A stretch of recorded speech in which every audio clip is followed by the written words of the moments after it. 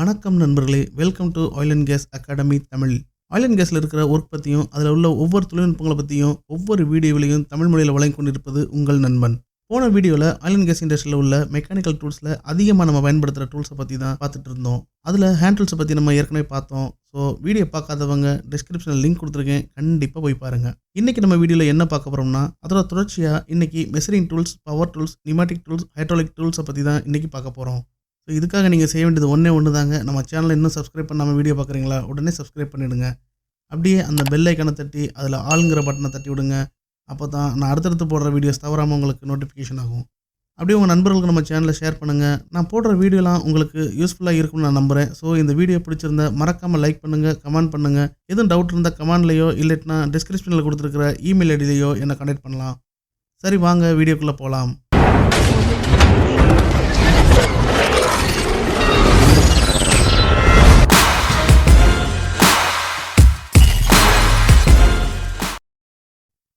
Oil and case இண்டஸ்ட்ரியில் உள்ள mechanical டூல்ஸில் hand டூல்ஸை பற்றி நம்ம போன வீடியோவில் பார்த்தோம். அதோட தொடர்ச்சியாக நம்ம மெஷரிங் டூல்ஸ், அப்புறம் power tools, pneumatic tools, hydraulic tools பற்றி தான் பார்க்க போகிறோம். மெஷரிங் டூல்ஸ்னால் என்னங்க? எல்லாருக்கும் தெரிஞ்சது தாங்க. ஒரு பொருளோட அளவு அளக்க பயன்படுத்தக்கூடிய ஒரு கருவிக்கு பேர் தான் மெஷரிங் டூல்ஸ். இந்த மெஷரிங் டூல்ஸை நம்ம மொத்தமாக போட்டு குழப்பிக்காமல் இருக்கிறதுக்காக இதை 3 வகையை பிரித்து நான் சொல்கிறேங்க. அது என்னென்ன அப்படின்னா, லைனர், ஆங்குலர், அப்புறம் ஜென்ரல். இந்த லைனர்னால் ஒரு பொருளோட ஒரு பாயிண்ட்லேருந்து இன்னொரு பாயிண்ட்டுக்குள்ளே இருக்கிற இடைப்பட்ட அளவுகளை அளக்கிறதுக்காக பயன்படுத்தக்கூடிய ஒரு மெத்தடு தான் இந்த லைனர். அது என்னென்னா, எல்லாருக்கும் ஃபஸ்ட்டு ஞாபகத்தில் வர்றது இந்த ஸ்கேல். இதை பற்றி எல்லாருக்குமே தெரிஞ்சிருக்கும். ஸோ அடுத்து நம்ம ஃபீல்டில் அதிகமாக யூஸ் பண்ணக்கூடிய ஒரு அளவுகோல் என்ன அப்படின்னா மெஷர்மெண்ட் டேப். இந்த மெஷர்மெண்ட் டேப் எல்லா டிபார்ட்மெண்ட்லேயுமே எல்லாருமே அதிகமாக யூஸ் பண்ணக்கூடிய ஒரு கருவி தாங்க இந்த மெஷரிங் டேப்பு. ஸோ நம்ம ஃபீல்டில் ஒரு பொருளை அளக்கிறதுக்கோ, இல்லை ஒரு ஷர்ட் போல்டோட லென்த் அளக்கிறதுக்கோ, இல்லை ஃப்ளான்ச் உள்ள கேப் உள்ளதை அளக்கிறதுக்கோ ஃபஸ்ட்டு பேசிக்காக யூஸ் பண்ணக்கூடிய ஒரு டூல் தான் இந்த மெஷரிங் டேப். அடுத்து நம்ம பார்க்கக்கூடியது வெர்னியர் காலிப்பர். இந்த வெர்னியர் காலிப்புங்கிறது இந்த மெஷரிங் டேப்புக்கு அடுத்த ஸ்டேஜில், அதாவது கொஞ்சம் ரீடிங் வந்து நம்ம அக்யூரேட்டாக பார்க்கக்கூடிய ஒரு அளவுகோல் தான் இந்த வெர்னியர் காலிப்பர். இந்த வெர்னியர் காலிப்பர்லேயுமே நிறைய டைப் இருக்குங்க. இந்த வெர்னியர் காலிப்பர் எப்படி யூஸ் பண்ணுறது, அதில் எத்தனை வித டைப் இருக்குது அப்படிங்கிறத பற்றி நம்ம அடுத்த வீடியோவில் பார்க்கலாம். அடுத்து மைக்ரோமீட்டர். இதுவும் திக்னஸ் அப்புறம் டயமீட்டரை அளக்கிறதுக்காக யூஸ் பண்ணக்கூடிய ஒரு டூல் தாங்க இது. இந்த மைக்ரோமீட்டருமே டைப் ஆஃப் மைக்ரோமீட்டர் இருக்குது. இதை பற்றியும் நம்ம ஒரு செப்பரேட் வீடியோவில் பார்க்கலாம். அடுத்து வெர்னியர் ஹைட் காலிப்பர். இது ஹைட் அளக்கிறதுக்காக பயன்படுத்தக்கூடிய ஒரு டூலுங்க இது. இந்த 3 டூல்ஸை பற்றியுமே நம்ம செப்பரேட் வீடியோவை போட்டு பார்த்தா தான் நம்மளுக்கு ஈஸியாக புரியும். ஸோ அதை பற்றி டீட்டெயில்டாக நம்ம ஒரு வீடியோவில் பார்க்கலாம்.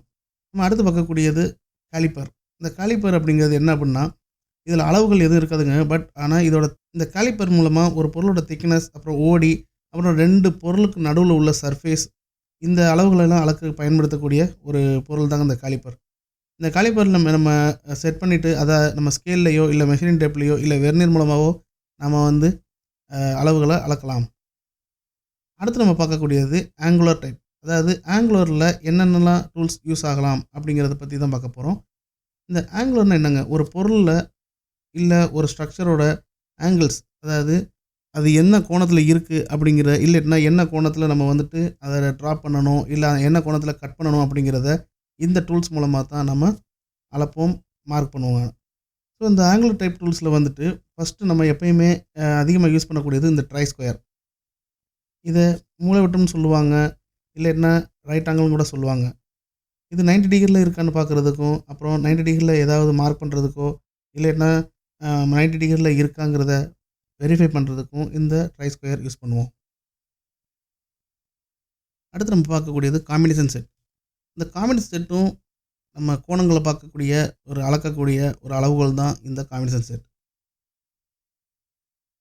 அடுத்து பார்க்கக்கூடியது பெவல் ப்ரொடக்டர்.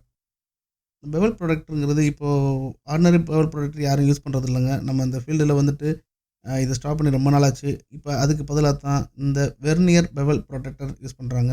ஸோ இதில் மெஷர்மெண்ட்லேருந்து என்ன கோணங்களில் இருக்குது அப்படிங்கிறத அக்யூரேட்டாக பார்க்க முடியும். அடுத்து பார்க்கக்கூடியது சைன் பார்ஸ். மோஸ்ட்லி இது இன்ஸ்பெக்ஷன் பண்ணுறதுக்கு தான், இது என்ன ஆங்கிளில் இருக்குங்கிறத வெரிஃபை பண்ணுறதுக்கு யூஸ் பண்ணுறதுக்காக இந்த சைன் பார்ஸ் யூஸ் பண்ணுறாங்க. அடுத்து நம்ம பார்க்கக்கூடியது ஜென்ரல் டூல்ஸுங்க. ஜென்ரல் டூல்ஸ் அதில் பார்த்தீங்கன்னா ஃபீலர் கேஜ்.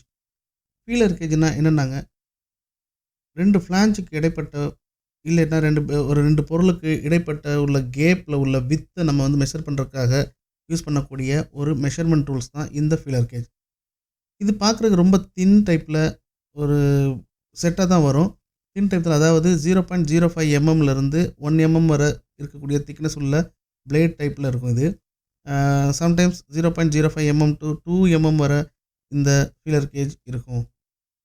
ஸோ அடுத்து நம்ம பார்க்கக்கூடியது ஸ்பிரிட் லெவல். ஸ்பிரிட் லெவல் எல்லா டிபார்ட்மெண்ட்லையும் யூஸ் பண்ணக்கூடிய, அதாவது சிவில் டிபார்ட்மெண்ட், ஸ்ட்ரக்சரில், பைப்பிங்கில், எல்லா இடத்துலையுமே இந்த ஸ்பிரிட் லெவல் யூஸ் பண்ணுவாங்க. இந்த ஸ்பிரிட் லெவல் மூலமாக ஒரு பீமோ இல்லைன்னா ஒரு ஸ்ட்ரக்சரோ இல்லை ஒரு பைப் லைனோ அது என்ன லெவலில் இருக்குங்கிறத பார்க்குறதுக்கும், அதுக்கு இணையாக இருக்கா அப்படிங்கிறத பார்க்குறதுக்கும், இல்லைன்னா வெர்டிக்கல் பொசிஷனில் கரெக்டாக இருக்கா அப்படிங்கிறத பார்க்குறதுக்கும் இந்த ஸ்பிரிட் லெவல் யூஸ் ஆகுது.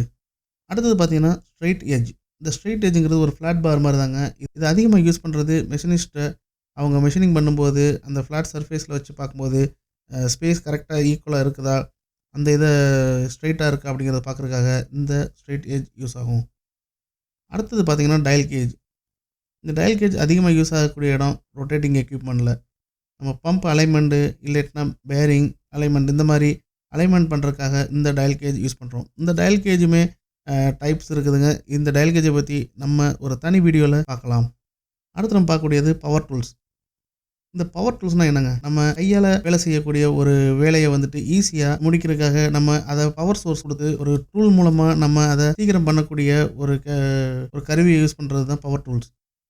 இந்த பவர் டூல்ஸ்லையுமே என்னென்ன இருக்குது அப்படின்னு பார்த்தீங்கன்னா, நம்ம அந்த ஃபீல்டு அதிகமாக யூஸ் பண்ணக்கூடிய பவர் டூல்ஸ் என்ன அப்படின்னா ட்ரில் மிஷின்ஸ், அப்புறம் கிரைண்டர். இந்த ட்ரில் மிஷின் பற்றி பார்த்தோம்னா ட்ரில் மிஷினில் 2 டைப் இருக்குங்க. அதாவது ஒன்று நார்மல் ட்ரில் பண்ணுறதுக்கும், இன்னொன்று இம்பேக்ட், அதாவது ஹேமரிங் பண்ணிவிட்டு ட்ரில் பண்ணோம். ஸோ அந்த ஹேண்ட் ட்ரில்லில் 2 டைப் இருக்குதுங்க.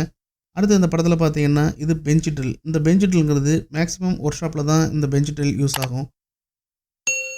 இந்த 2 ட்ரில் மிஷின்லையும் பாருங்கள் சக் அதுக்கு ட்ரில் மிஷினுக்கு ஏற்ற மாதிரி நம்ம போடணும். ஸோ இதுக்கு யூஸ் பண்ணக்கூடிய ட்ரில் பிட்ஸுமே அந்தந்த மெட்டீரியலுக்கு ஏற்ற மாதிரி, அதாவது வுட்டில் ட்ரில் பண்ணுறதா இருந்தால் வுட்டுக்கு போடக்கூடிய ட்ரில் பிட்ஸ் யூஸ் பண்ணணும். மெட்டலில் போடுறதா இருந்தால் மெட்டல் ட்ரில் பிட் யூஸ் பண்ணணும். காங்கிரீட் போடுறதா இருந்தால் காங்கிரீட் போடுற டைப்பில் உள்ள ட்ரில் பிட் தான் யூஸ் பண்ணணும். அடுத்து நம்ம பார்க்கக்கூடியது கிரைண்டிங் மிஷின். இந்த கிரைண்டிங் மிஷினில் ஆங்கிள் கிரைண்டர் இருக்குது, அப்புறம் டபுள் கிரைண்டர், அடுத்து டை கிரைண்டர், அடுத்தது கடைசியாக பார்த்தீங்கன்னா சாப் சா. Angle grinder.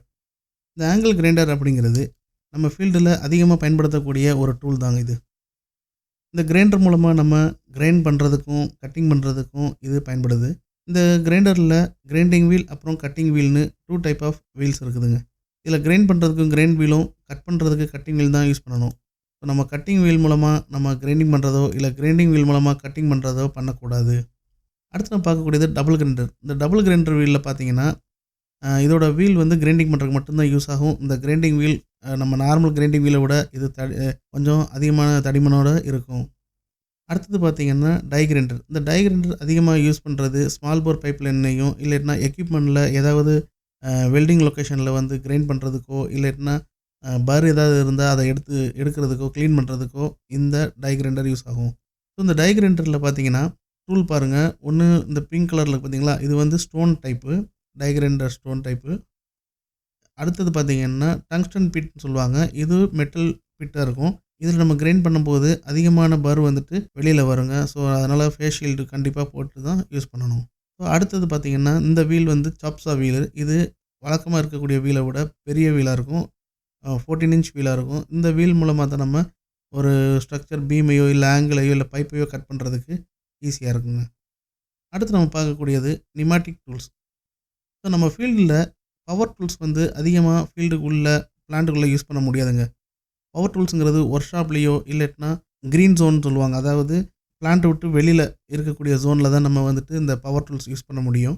ஃபீல்டில் நம்ம அதிகமாக யூஸ் பண்ணக்கூடிய டூல்ஸ் அப்படின்னா நியூமேட்டிக் டூல்ஸ் தாங்க. இந்த நியூமேட்டிக் டூல்ஸுங்க அப்படிங்கிறது ஏர் மூலமாக நம்ம யூஸ் பண்ணக்கூடிய டூல் தான் இந்த நியூமேட்டிக் டூல்ஸ்.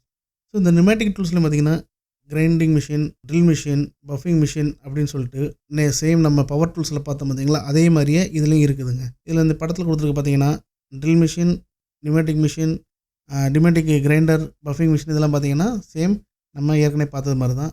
அடுத்து நம்ம பார்க்கக்கூடியது ஜாக் ஹேமர். இந்த ஜாக் ஹேமர் பவர் டூல்ஸாக தாங்க நம்ம பார்த்துருப்போம். ஸோ நியூமேட்டிக் டூல்ஸ்லேயும் இந்த ஜாக் ஹேமர் யூஸ் ஆகும். இது எங்கே யூஸ் ஆகும் அப்படின்னா மேக்ஸிமம் காங்கிரீட் உடைக்கிறதுக்கு யூஸ் ஆகும். பட் நம்ம மெக்கானிக்கல் ஃபீல்டில் க்ளீன் பண்ணுறதுல எங்கே யூஸ் ஆகுது அப்படின்னா சல்ஃபர் ரெக்கவரி பிளான்ட்டில், அதாவது எஸ்ஆர் யூனிட்டில் சல்ஃபர் வந்துட்டு சாலிட் மெட்டீரியலாக இருக்கும். ஸோ அதை க்ளீன் பண்ணுறதுக்கு, அதாவது அதை ரிமூவ் பண்ணுறதுக்கு நம்மளால் சிசில் வச்சு உடைக்கணும். ஸோ அந்த இடத்துல ஜாக் ஹேமர் யூஸ் பண்ணி தான் நம்ம உடைச்சி அதை வந்து ரிமூவ் பண்ணுவோம். அடுத்தது இம்பேக்ட் ரிஞ்ச். இந்த இம்பேக்ட் ரிஞ்ச் அப்படிங்கிறது டூல்ஸ், அதாவது இந்த ஷாக்கெட் போட்டு ஸ்டட் போல்டை கலட்டுறதுக்கும் இல்லை டைட் பண்ணுறதுக்கும் தான் நம்ம அந்த இம்பேக்ட் ரிஞ்சை யூஸ் பண்ணுவோம். அடுத்தது நியூமேட்டிக் டை கிரைண்டர். இந்த டை கிரைண்டர் ஏற்கனவே நான் சொன்னது மாதிரி தான், பவர் டூல்ஸ் நம்ம யூஸ் பண்ண டை கிரைண்டர் மாதிரி தான் இதுலேயும் டை கிரைண்டர் வந்து நம்ம கிரைண்டிங் பண்ணுறதுக்கும் பர்னிங் ரிமூவ் பண்ணுறதுக்கும் யூஸ் பண்ணுறோம். அடுத்து நம்ம பார்த்தோம்னா ஹைட்ரோ டெஸ்ட் பம்ப். இந்த ஹைட்ரோ டெஸ்ட் பம்ப் அப்படிங்கிறது ஹைட்ரோ டெஸ்ட்டுக்காக யூஸ் பண்ணுறோம். ஸோ இதை பற்றி நம்ம ஒரு தனி வீடியோ நான் போடுறேங்க, அப்போ தான் இது புரியும். அடுத்தது நியூமேட்டிக் கோல்டு கட்டிங் மிஷின். இந்த கோல்டு கட்டிங் மிஷின்ங்கிறது எதுக்காக யூஸ் பண்ணுறோம் அப்படின்னா, எக்ஸாம்பிள் நம்ம பிளான்ட்டில் கேஸ் லைன், பைப் லைனையோ இல்லாட்ட வேறு ஏதோ ஒரு சோர் கேஸ் லைனை நம்ம கட் பண்ணுறோம் அப்படின்னா, அதில் என்ன தான் நைட்ரஜன் பர்ஜிங் பண்ணி எவ்வளோ தான் கேஸ் ஃப்ரீ பண்ணியிருந்தாலும் நம்ம ஃபீல்டுக்குள்ளே கட் பண்ணுறதுக்கு அலோவ் பண்ண மாட்டாங்க. ஸோ அந்த இடத்துல நம்ம இந்த கோல்டு கட் மிஷின் தான் யூஸ் பண்ணுவோம். அடுத்தது பார்த்திங்கன்னா இந்த ப்ளோவர் அண்ட் எஜெக்டர். இந்த ப்ளோவர் எஜெக்டர் அப்படிங்கிறது என்ன அப்படின்னா, கன்ஃபைன்ட் ஸ்பேஸில் அதிகமாக யூஸ் பண்ணக்கூடிய ஒரு எக்யூப்மெண்ட் தாங்க இது. இந்த ப்ளோவர் மூலமாக ஏரை வந்துட்டு உள்ளே விட்டுட்டு எஜெக்டர் மூலமாக அந்த ஏரை வெளியில் அனுப்புறதுக்காக இந்த டூல் யூஸ் ஆகுதுங்க. அடுத்து நம்ம பார்க்கக்கூடியது ஃப்ளான்ச் ஃபேஸர். இந்த ஃப்ளான்ச் ஃபேஸர் என்ன அப்படின்னா, நம்ம ஏற்கனவே போன வீடியோவில் பார்த்த மாதிரி ஃப்ளான்ச் செரேஷன் இருக்கும். அந்த செரேஷனில் வந்து வேறு ஏதாச்சும் கட்டிங்கோ இல்லைன்னா டேமேஜோ ஏதாச்சும் இருந்துச்சுன்னா அதை பில்டப் பண்ணி அந்த ஃபேஸை வந்து மறுபடியும் ஃபேஸ் மிஷினிங் பண்ணுவாங்க. ஸோ அந்த இதுக்காக யூஸ் பண்ணக்கூடிய இந்த ஃப்ளான்ச் ஃபேஸர் தான் நியூமேட்டிக் டூல்ஸில் யூஸ் ஆகும். அதுக்கு பேர் ஃப்ளான்ச் ஃபேஸருங்க. அடுத்து பார்த்தீங்கன்னா நியூமேட்டிக் ரெசிப்ரோகேட்டிங் ஷா. இது என்ன அப்படின்னா ஆக்ஸா ஃப்ரேம் தாங்க. ஆக்ஸா ஃப்ரேமை வந்துட்டு நியூமேட்டிக் ஏர் மிஷின் மூலமாக நம்ம பைப் கட் பண்ணுறதுக்கோ இல்லை ஆங்கிள் கட் பண்ணுறதுக்கோ இந்த டூல் யூஸ் ஆகுது. அடுத்தது பார்த்தீங்கன்னா ஓஸ் அண்ட் ஃபிட்டிங்ஸ். இது ஹை ப்ரெஷர் ஓஸுங்க. அதாவது இந்த டூல்ஸை கனெக்ட் பண்ணக்கூடிய இந்த ஓஸ், இந்த ஃபிட்டிங்ஸ் தாங்க நம்ம கண்டிப்பாக போட்டு யூஸ் பண்ணணும். ஏன்னா இதுக்குள்ளே த்ரெட் பீச் வந்துட்டு வேறு மாதிரி இருக்கும், நார்மல் த்ரெட் பீச் வேறு மாதிரி இருக்குங்க. ஸோ அதுக்காக இந்த டூல்ஸில் நம்ம என்ன ஃபிட்டிங்ஸ் யூஸ் பண்ணுறோமோ அதுக்கு தேவையான கரெக்டான ஃபிட்டிங்ஸ் அண்ட் ஓஸ் தாங்க யூஸ் பண்ணணும். அடுத்தது பார்த்திங்கன்னா இது ஏர் மேனிஃபோல்டு. இந்த ஏர் மேனிஃபோல்டு எதுக்காக யூஸ் பண்ணுறோம் அப்படின்னா, இந்த ஏர் மேனிஃபோல்டு மூலமாக நம்ம ஏர் வந்து டிஸ்ட்ரிபியூஷன் கொடுத்து மல்டிபிள் லொக்கேஷனில் நம்ம வேலை பார்க்கக்கூடிய, அதாவது டூல்ஸ் யூஸ் பண்ணுறதுக்கு பயன்படுத்தக்கூடிய ஒரு டூல் தாங்க இந்த ஏர் மேனிஃபோல்டு. அப்புறம் இந்த ஏர் மேனிஃபோல்டு மூலமாக வரக்கூடிய ப்ரெஷரை வந்துட்டு கம்ப்ரஸர்லேருந்து வரக்கூடிய ஏரை வந்து கண்ட்ரோல் பண்ணுறதுக்காக தான் இந்த ஏர் மேனிஃபோல்டை யூஸ் பண்ணுறோம். அடுத்து நம்ம பார்க்கக்கூடியது ஹைட்ராலிக் டூல்ஸுங்க. இந்த ஹைட்ராலிக் டூல்ஸ் அப்படிங்கிறது என்ன அப்படின்னா, ஒரு ஹைட்ராலிக் ஆயில், அதாவது ஒரு லிக்விடை வந்து நம்ம ஹை ப்ரெஷரைஸ் பண்ணி அதை ஆப்ரேட் பண்ணக்கூடிய ஒரு மிஷின் தாங்க ஹைட்ராலிக் டூல்ஸ். ஹைட்ராலிக் டூல்ஸில் ஃபஸ்ட்டு பார்க்கக்கூடியது என்ன அப்படின்னா போல்ட் கட்டர். இந்த போல்ட் கட்டர் அப்படிங்கிறது போல்ட்டை கட் பண்ணுறதுக்கு நம்ம யூஸ் பண்ணக்கூடிய ஒரு டூல் தாங்க இது. அடுத்தது பார்த்திங்கன்னா ஹைட்ராலிக் பாட்டில் ஜாக். இந்த பாட்டில் ஜாக் அப்படிங்கிறது நமக்கு ஏற்கனவே தெரிஞ்ச மாதிரி நம்ம கார்லாம் வச்சுருப்போம் பார்த்திங்களா, ஜாக்கி. ஸோ அது மாதிரி தாங்க இந்த பாட்டில் ஜாக். உள்ள ஹைட்ராலிக் ப்ரெஷர் இருக்கும்போது, ஹைட்ராலிக் ஆயில் இருக்கும்போது நம்ம இதை ப்ரெஷரைஸ் பண்ணும்போது அந்த ஆயில் புஷ் பண்ணி அந்த பிஸ்டன் உள்ளே வந்து சாஃப்ட் இருக்கும், அந்த ஜாக் வந்துட்டு அப் டவுன் ஆகுங்க. அடுத்தது பார்த்திங்கன்னா ஹைட்ராலிக் ரேம் ஜாக். அதாவது இதுவும் வந்துட்டு இந்த ஜாக்கு தாங்க ஹைட்ராலிக் பம்ப் யூஸ் பண்ணும்போது லிஃப்ட் பண்ணுறதுக்கு. இப்போ எக்ஸாம்பிள் வந்து ஒரு பம்ப் வந்துட்டு லிஃப்ட் பண்ணுறோம், அதை வந்துட்டு செயின் பிளாக்கில் லிஃப்ட் பண்ணோம்னா கொஞ்சம் அதிகமாகவே போயிடும். ஸோ நமக்கு தேவையான அளவு லிஃப்ட் பண்ண, அதாவது எம்எம்மில் இல்லைன்னா சென்டிமீட்டர் அளவில் நம்ம வந்து லிஃப்ட் பண்ணணும் அப்படின்னா நம்ம இந்த ஜாக் மூலமாக தான் நம்ம லிஃப்ட் பண்ணுறோம். அதே மாதிரி 2 ஃப்ளான்ச்சுக்கு நடுவில் உள்ள கேப்பை வந்துட்டு ஹோல்டு பண்ணி வைக்கிறதுக்காக இந்த பட்டன் ஜாக் யூஸ் பண்ணுறோம். அடுத்தது பார்த்திங்கன்னா ஹைட்ராலிக் நட் ஸ்ப்ளிட்டர். இந்த நட் ஸ்ப்ளிட்டர் அப்படிங்கிறது போல்ட் ரிமூவ் பண்ண முடியாத இடத்துல இந்த நட்டை கட் பண்ணுறதுக்காக யூஸ் பண்ணக்கூடிய டூல் தாங்க இந்த நட் ஸ்ப்ளிட்டர். இந்த நட் ஸ்ப்ளிட்டர் அப்படிங்கிறது அந்தந்த போல்டு சைஸுக்கு ஏற்ற மாதிரி அதோட கெப்பாசிட்டி கூடும், அதோட டூல் வந்து மாறுபடுங்க. அடுத்தது பார்த்திங்கன்னா ஹைட்ராலிக் ஃப்ளான்ச் ஸ்ப்ரெட்டர். இந்த ஃப்ளான்ச் ஸ்ப்ரெட்டர் அப்படிங்கிறது என்ன அப்படின்னா 2 ஃப்ளான்ச்சை வந்துட்டு கேப் பண்ணுறதுக்காக யூஸ் பண்ணக்கூடிய டூல் தான் இந்த ஃப்ளான்ச் ஸ்ப்ரெட்டர். இப்போ இந்த டூலில் பார்த்திங்கன்னா இந்த 2 வெஜ்ஜு மாதிரி இருக்குது பார்த்திங்களா, இது தாங்க ஃப்ளான்ச் ஸ்ப்ரெட்டர்.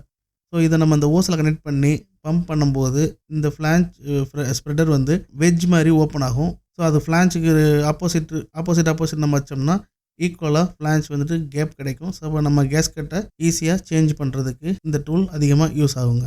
நம்ம ஃபீல்ட்லேயே ஃபிட்டர்ஸ்க்கு டெக்னீஷியனுக்கு அதிகமாக யூஸ் பண்ணக்கூடிய டூலே இந்த ஃப்ளான்ச் ஸ்ப்ளிட்டர் டூல் தாங்க. அடுத்தது பார்த்தீங்கன்னா ஹைட்ராலிக் கிரிம்பிங் டூல். இந்த கிரிம்பிங் டூல் அப்படிங்கிறது நம்ம நார்மலாக கேபிளில் லக்ஸ் அடிக்கும்போது சின்ன டூலை, அதாவது சின்ன கேபிள்ஸாக இருந்ததுன்னா சின்ன டூல் மூலமாக நம்ம வந்து பண்ணிடலாம். பட் பெரிய பெரிய கேபிள் இருக்கும்போது அந்த இடத்துல நம்மளால் ஹேண்ட் டூல்ஸ் வச்சு பண்ண முடியாது. ஸோ அதுக்காண்டி தான் இந்த ஹைட்ராலிக் கிரிப்பிங் டூல் யூஸ் பண்ணுறோம். அடுத்தது பார்த்தீங்கன்னா ஹைட்ராலிக் புல்லர். இந்த புல்லர் எதுக்காக யூஸ் பண்ணுறோம்னா, பம்பில் உள்ள பேரிங்கு இல்லை கப்ளிங் அதை ரிமூவ் பண்ணுறதுக்காக யூஸ் பண்ணக்கூடிய ஒரு டூல் தான் இந்த ஹைட்ராலிக் புல்லர். அடுத்தது ஹைட்ராலிக் டார்க்கிங் டூல். இந்த ஹைட்ராலிக் டார்க்கிங் டூல் அப்புறம் இந்த டென்ஷனிங் டூல் அப்படின்னு 2 வகை இருக்குது. இதை பற்றி நம்ம செப்பரேட் வீடியோ பார்க்கலாம். ஏன்னா இது வெரி வெரி இம்பார்ட்டண்ட்டான ஒரு டூலுங்க. அடுத்தது பார்த்தீங்கன்னா ஹைட்ராலிக் பைப் பெண்டர். இந்த பைப் பெண்டர் எதுக்காக யூஸ் ஆகுதுன்னா, எலக்ட்ரிக்கல் கேபிள்க்கோ இல்லைன்னா இன்ஸ்ட்ருமெண்ட்டு பைப்லைனுக்கோ அதை வந்து பெண்ட் பண்ணுறதுக்காக, அதாவது ஷெடியூல் கம்மியாக இருக்கக்கூடிய பைப்பை பெண்ட் பண்ணுறதுக்காக இந்த பைப் பெண்டர் யூஸ் ஆகுது. அடுத்தது பார்த்தீங்கன்னா ஹைட்ராலிக் ட்ராலிங்க. இந்த ஹைட்ராலிக் ட்ராலி அப்படிங்கிறது நம்ம ஃபீல்டில் அதிகமான யூஸ் ஆகக்கூடிய ஒரு பொருளுங்க இது. இந்த ட்ராலி மூலமாக நம்ம ஒரு மெட்டீரியலை வந்து ஷிஃப்ட் பண்ணுறதுக்கோ இல்லாட்டினா பேரல் இந்த மாதிரி ஐட்டத்தை வந்து ஷிஃப்ட் பண்ணுறதுக்கு, ஒரு இடத்துலேருந்து இன்னொரு இடத்துல ட்ராவல் பண்ணுறதுக்கு நம்ம அதிகமாக யூஸ் பண்ணக்கூடிய ஒரு பொருள் தாங்க இந்த ஹைட்ராலிக் ட்ராலி. ஸோ இன்றைக்கி நம்ம இந்த வீடியோவில் measuring tools, power tools, pneumatic tools, hydraulic tools இதை பற்றி நம்ம பார்த்துட்டோம். ஸோ உங்களுக்கு புரிஞ்சிருக்குன்னு நான் நம்புகிறேன். இந்த வீடியோ பிடிச்சிருந்தா மறக்காமல் லைக் பண்ணுங்கள், கமெண்ட் பண்ணுங்கள், ஷேர் பண்ணுங்கள். மறக்காமல் சப்ஸ்கிரைப் பண்ணுங்கள். உங்கள் நண்பர்களுக்கும் ஷேர் பண்ணுங்கள். மீண்டும் அடுத்த வீடியோவில் சந்திப்போம். நன்றி, வணக்கம்.